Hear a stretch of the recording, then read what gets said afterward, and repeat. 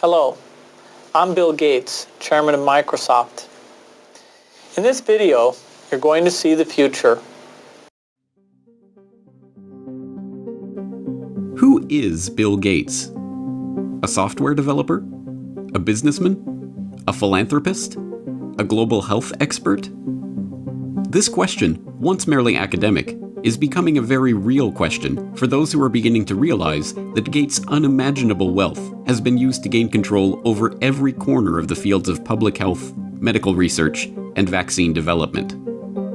And now that we are presented with the very problem that Gates has been talking about for years, we will soon find that this software developer with no medical training is going to leverage that wealth into control over the fates of billions of people.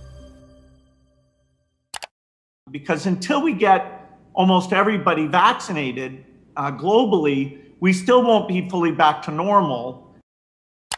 Bill Gates is no public health expert. He is not a doctor, an epidemiologist, or an infectious disease researcher. Yet somehow, he has become a central figure in the lives of billions of people, presuming to dictate the medical actions that will be required for the world to go back to normal. The transformation of Bill Gates from computer kingpin to global health czar is as remarkable as it is instructive, and it tells us a great deal about where we are heading as the world plunges into a crisis, the likes of which we have not seen before. This is the story of how Bill Gates monopolized global health. You're tuned into the Corbett Report. Until his reinvention as a philanthropist in the past decade, this is what many people thought of when they thought of Bill Gates. In the case of the United States versus Microsoft, the US Justice Department contended that the software giant had breached antitrust laws by competing unfairly against Netscape Communications in the internet browser market, effectively creating a monopoly. Bill's first concern was that the prosecution could potentially block the release of his company's latest operating system, Windows 98. Are you asking me about when I wrote this email, or what are you asking me about? I'm asking you about January of 1996. That month. Yes, sir. And what about it? What non-Microsoft browsers were you concerned about in January of 1996? I don't know what you mean concerned. What is it about the word concerned that you don't understand?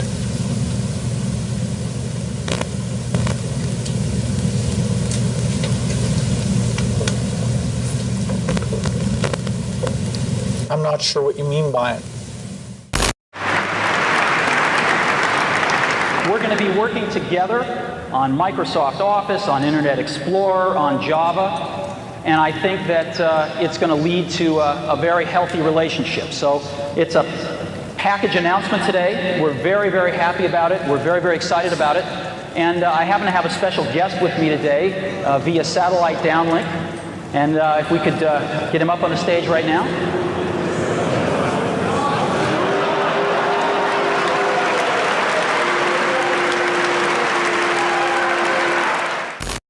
Police and security guards in Belgium were caught flat-footed today by a cowardly sneak attack on one of the world's wealthiest men. The target was Microsoft Chairman Bill Gates, arriving for a meeting with community leaders. Watch what happens when a team of hitmen meet him first with a pie in the face.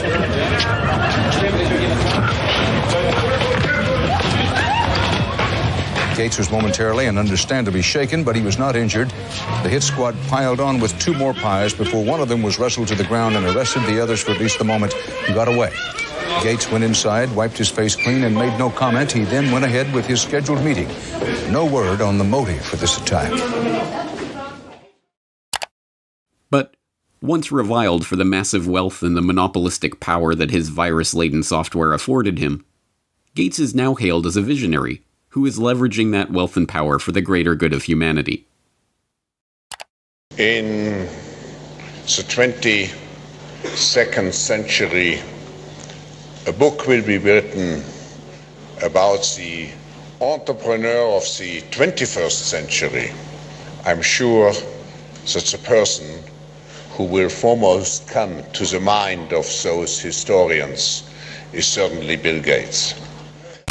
I don't think it's hyperbole to say that Bill Gates is singularly, I would argue, the most consequential individual of our generation. I mean that. Our next guest is one of the richest and most generous men in the world. Please welcome Bill Gates.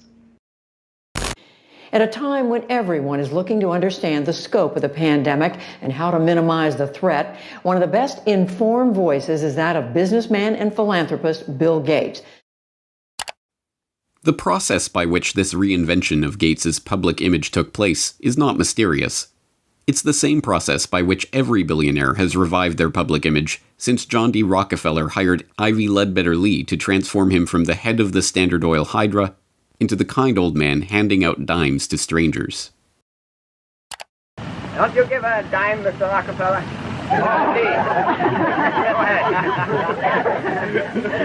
Please. Give it a dime. Thank you, sir. Thank you very much. I consider myself... Thank you for the ride. I consider myself more than amply paid. Bless you, bless you, Yes. bless you.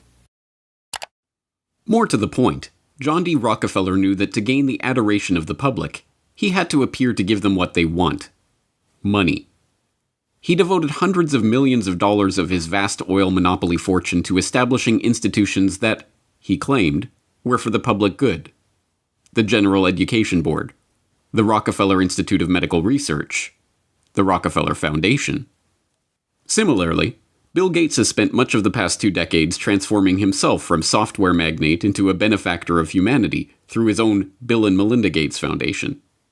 In fact, Gates has surpassed Rockefeller's legacy, with the Bill and Melinda Gates Foundation long having eclipsed the Rockefeller Foundation as the largest private foundation in the world, with $46.8 billion of assets on its books that it wields in its stated program areas of global health and development, global growth, and global policy advocacy. And, like Rockefeller, Gates's transformation has been helped along by a well-funded public relations campaign. Gone are the theatrical tricks of the PR pioneers. The ubiquitous ice cream cones of Gates' mentor Warren Buffett are the last remaining holdout of the old Rockefeller handing out dimes gimmick. No, Gates has guided his public image into that of a modern-day saint through an even simpler tactic: buying good publicity.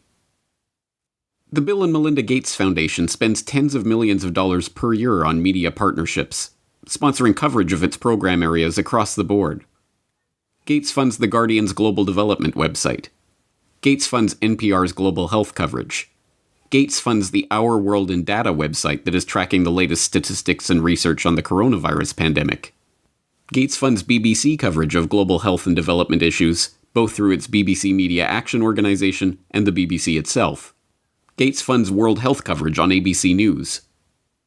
When the NewsHour with Jim Lehrer was given a $3.5 million Gates Foundation grant to set up a special unit to report on global health issues, NewsHour communications chief Rob Flynn was asked about the potential conflict of interest that such a unit would have in reporting on issues that the Gates Foundation is itself involved in.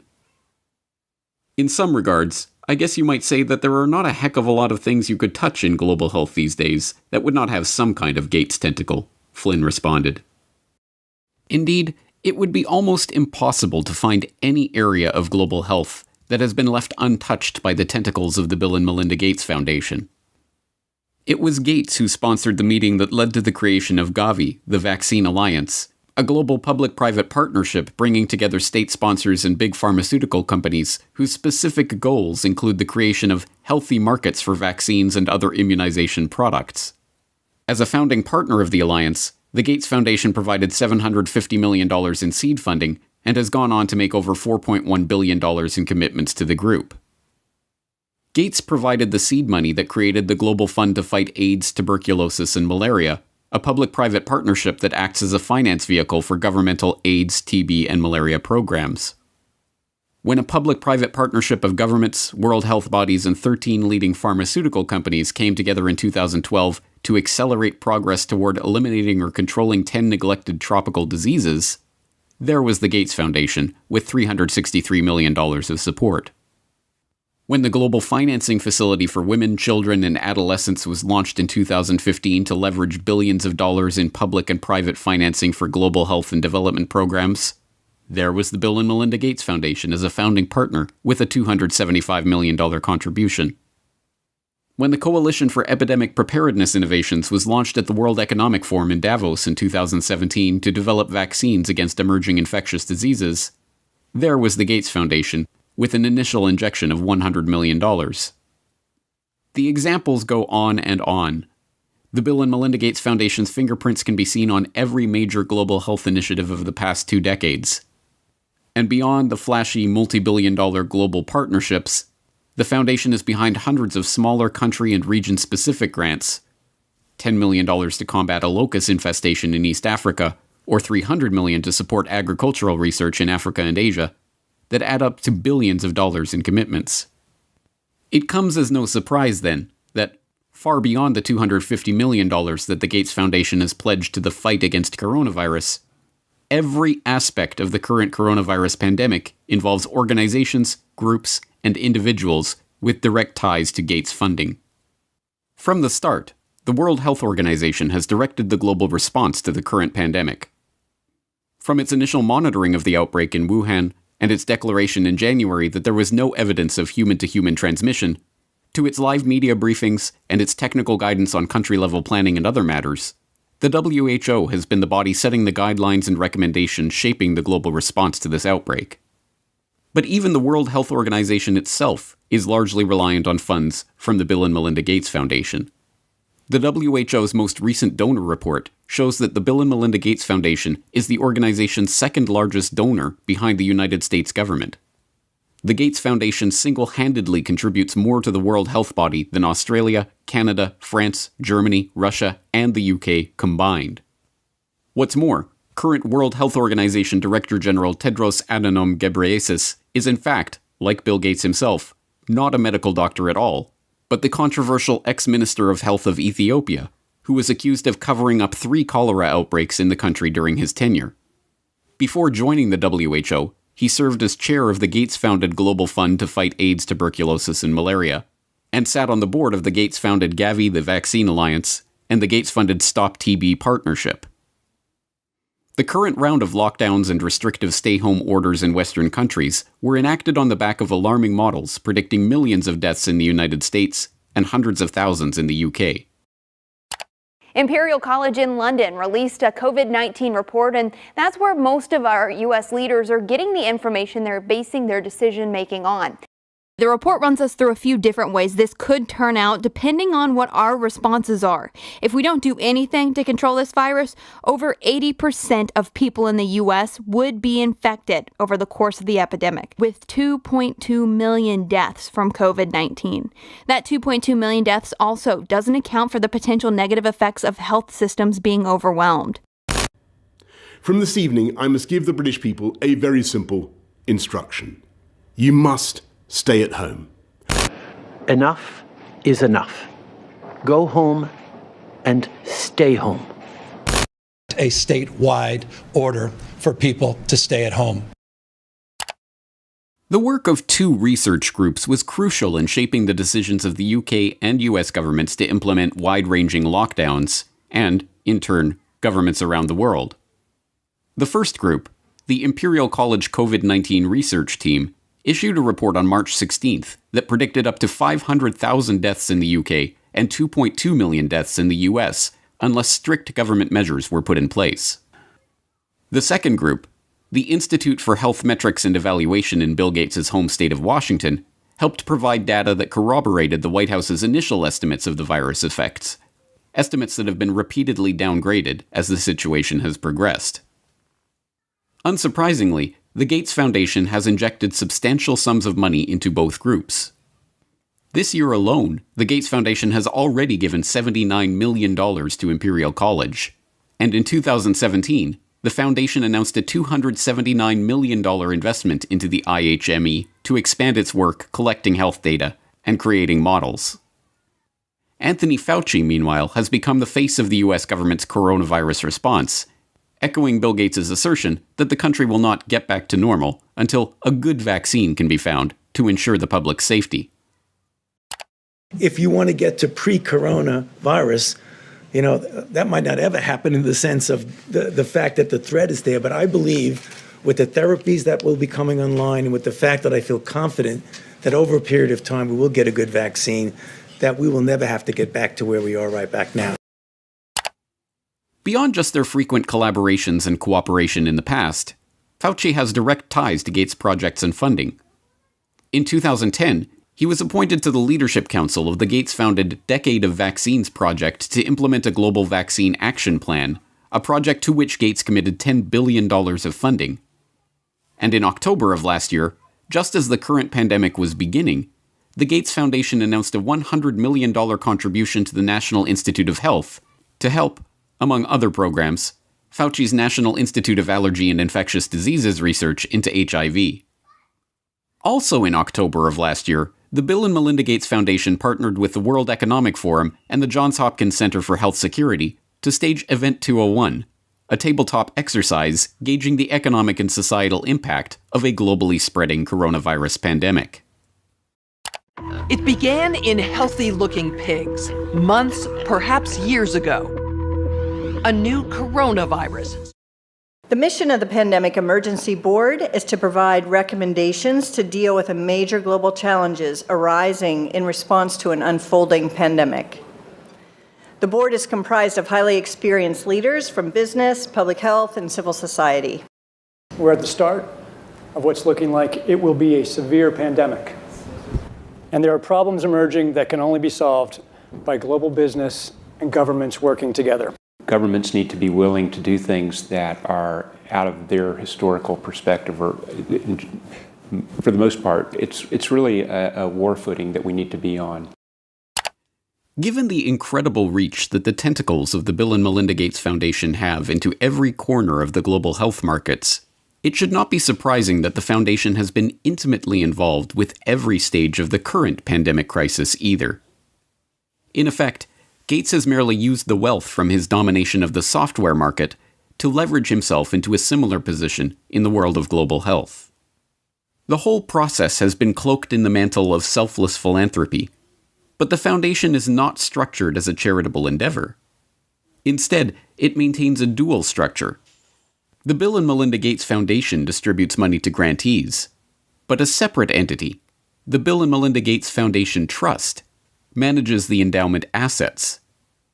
These two entities often have overlapping interests, and, as has been noted many times in the past, grants given by the foundation often directly benefit the value of the trust's assets.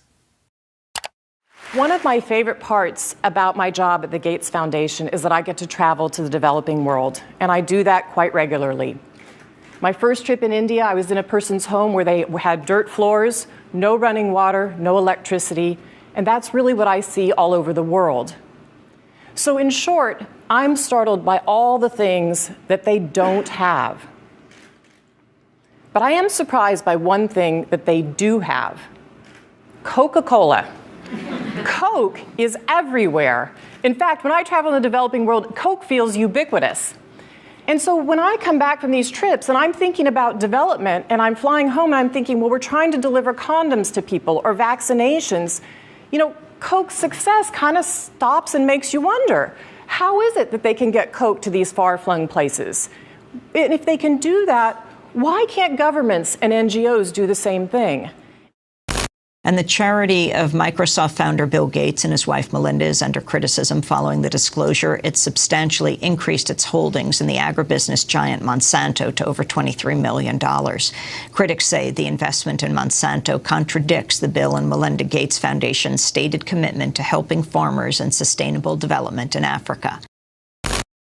The study from the pressure group Global Justice Now paints a picture of the Gates Foundation partly as an expression of corporate America's desire to profit from Africa, and partly a damning critique of its effects. You could have a case where the initial research is done by a Gates-funded institution. The media reporting on how well that research is conducted is done. The media outlet is a Gates-funded outlet, and maybe a Gates-funded journalist from a media programme, and then the programme is implemented more widely by a Gates-funded NGO. I mean, there are some very insular circles here. Among the many criticisms, the idea that private finance can solve the problems of the developing world. Should poor farmers be trapped into debt by having to use chemicals or fertilizers underwritten by offshoots of the foundation? This is no mere theoretical conflict of interest. Gates is held up as a hero for donating $35.8 billion worth of his Microsoft stock to the foundation. But during the course of his decade of vaccines, Gates' net worth has actually doubled, from $54 billion to $103.1 billion. The Rockefeller story provides an instructive template for this vision of tycoon turned philanthropist. When Rockefeller faced a public backlash, he helped spearhead the creation of a system of private foundations that connected in with his business interests. Leveraging his unprecedented oil monopoly fortune into unprecedented control over wide swaths of public life, Rockefeller was able to kill two birds with one stone, molding society in his family's own interests, even as he became a beloved figure in the public imagination. Similarly, Bill Gates has leveraged his software empire into a global health, development, and education empire, steering the course of investment and research and ensuring healthy markets for vaccines and other immunization products. And, like Rockefeller, Gates has been transformed from the feared and reviled head of a formidable hydra into a kindly old man, generously giving his wealth back to the public. But not everyone has been taken in by this PR trick. Even The Lancet observed this worrying transformation from software monopolist to health monopolist back in 2009, when the extent of this Gates-led monopoly was becoming apparent to all. The first guiding principle of the Bill and Melinda Gates Foundation is that it is driven by the interests and passions of the Gates family. An annual letter from Bill Gates summarizes those passions, referring to newspaper articles, books, and chance events that have shaped the Foundation's strategy. For such a large and influential investor in global health, is such a whimsical governance principle good enough? This brings us back to the question: who is Bill Gates? What are his driving interests? What motivates his decisions? These are not academic questions. Gates's decisions have controlled the flows of billions of dollars, formed international partnerships pursuing wide-ranging agendas, ensured the creation of healthy markets for big pharma vaccine manufacturers. And now, as we are seeing, his decisions are shaping the entire global response to the coronavirus pandemic. Next week, we will further explore Gates's vaccination initiatives, the business interests behind them, and the larger agenda that is beginning to take shape as we enter the new normal of the COVID-19 crisis.